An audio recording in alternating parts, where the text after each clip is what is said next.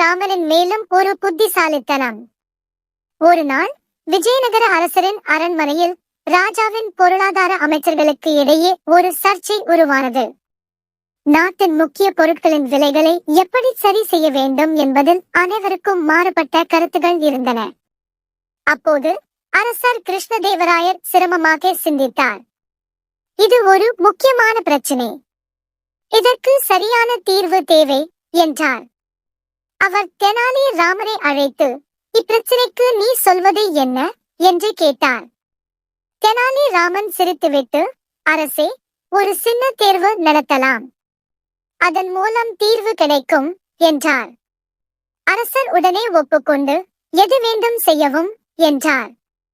தெனாலி நகரத்தின் பல்வேறு இடங்களில் பெரிய மரக்கட்டைகளை வைத்துவிட்டு அதில் ஒரு அறிவிப்பை எழுதினார்.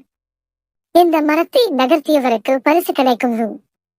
நகர மக்கள் அனைவரும் முயற்சி செய்தனர், ஆனால் அந்த மரங்களை நகர்த்த முடியவில்லை.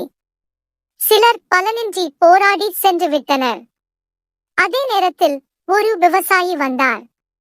அவன் அருகே வந்து மரத்தை பார்த்து தனது தோட்டம் வளர்த்த கருவிகளை கொண்டு மரத்தை சிறிது சிறிதாக வெட்டி சுலபமாக நகர்த்தினான்.